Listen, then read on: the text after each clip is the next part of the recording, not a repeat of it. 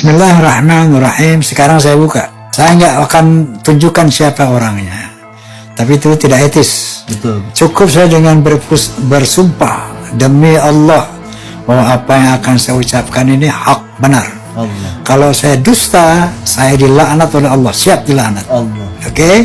Jadi jangan tanya nanti mana orangnya, jangan. Iya. Saya akan nyatakan bahwa ada seorang Habib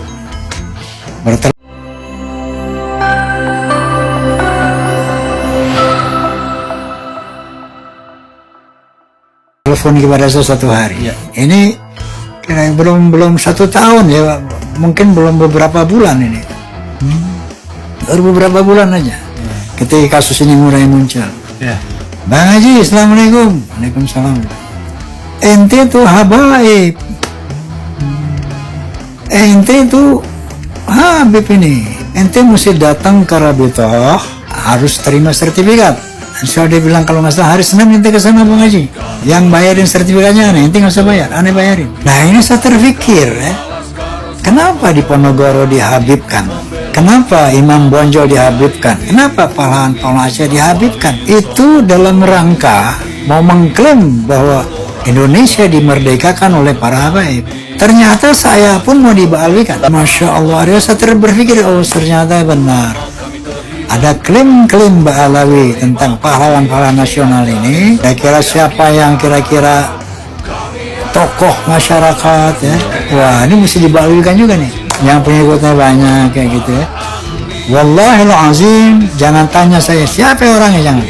Cukup dengan sumpah saya. Nah, artinya saya mulai meyakini bahwa ini ada satu gerakan yang sistematis untuk menjajah Indonesia dengan jalur agama. Selanjutnya, saya yakin bahwa kebanyakan habaib nggak paham ini. Cuman oknum-oknum habaib yang mengerti ini untuk melakukan ini. Saya yakin, apalagi anak-anak muda habib ini nggak paham tentang bagaimana strategi ini. Saya yakin banyak habib yang nggak paham ini, strategi ini. Ya, tetapi ada satu oknum yang harus bertanggung jawab tentang ini. Bahwa mereka mau mengklaim Indonesia yang sebagai habaib, sehingga ada habib-habib muda dengan berkeyakinan kalau nggak ada habaib, nggak ada nih Indonesia. Kalau nggak ada habaib, Indonesia tidak merdeka. Ini kan astagfirullahaladzim, sesuatu yang harus kita cegah, harus kita telusuri tentang kebenaran ini ya. Saya ingin sampaikan begini Bapak Ibu, ngaku cucu Nabi itu haram kalau nggak bisa menunjukkan bukti. Ngaku-ngaku cucu Nabi Muhammad SAW itu Bapak Ibu, itu dosanya menghina Rasulullah Sallallahu Alaihi Wasallam. Nggak boleh. Makanya jenengan ini sebagai umat Nabi, kalau diomongin orang, ngapa ngurus-ngurusin nasab orang? Jawab, Pak, kami umat Nabi, maka kami wajib mempertanyakan kalau ada yang ngaku cucu Nabi, karena haram hukum asalnya kalau nggak punya bukti.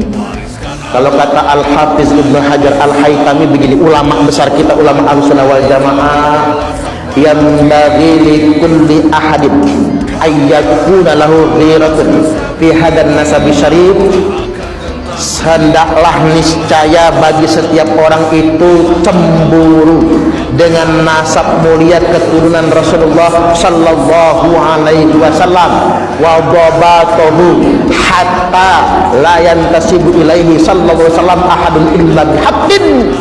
Hendaklah dia meneliti kalau ada yang ngaku-ngaku cucu Nabi, teliti sampai tidak ada seorang pun lagi yang berani ngaku cucu Nabi kalau dia tidak bisa menunjukkan. Mengapa dosanya gede ngaku-ngaku cucu Nabi, Pak? Saya tampilkan 2 hadis. Dosa pertama, telah berbohong mengatasnamakan Nabi. Man kadzaba alayya mutahammidan faqad kafar. Barang siapa yang berbohong secara sengaja, yang kebohongan itu disandarkan kepada saya, kata Nabi, kafir dia. Fal yatabawwa maq'adahu minan nar, monggo kersane ngapling sendiri tempat tinggalnya di dalam neraka. Dosa pertama. Dosa yang kedua Bapak Ibu, manidda'a qauman laisa lahu fihi nasabun, falyatabawwa maq'adahu minan nar. Barang siapa yang ngaku-ngaku dia anaknya dari kaum tertentu, padahal dia bukan, laisa lahu fihi nasabun, padahal dia bukan bagian dari nasab itu, falyatabawwa maq'adahu minan nar, silahkan dia ngapling sendiri tempat tinggal yang sudah disediakan untuknya di dalam neraka. Apa yang diteliti oleh Kiai Haji Imad bin Usman Al-Bantani itu sudah benar, berdasarkan kitab nasab, berdasarkan kitab sejarah. Sama sekali yang ngaku-ngaku putri Kanjeng Nabi di Indonesia ini, ternyata mereka terkonfirmasi bukan cucu Nabi berdasarkan ilmiahnya, apalagi dikunci dengan tes DNA. Hasil tes DNA, mereka semua yang ngaku-ngaku cucu Nabi itu haplogrupnya G, bukan J1. Kalau G, mereka adalah suku Eropa Kaukasia, Yahudi Askenazi, Yahudi Hazari, yang hijrah ke Yaman dan masuk Islam ketika Islam itu datang. Artinya memang secara ilmiah bukan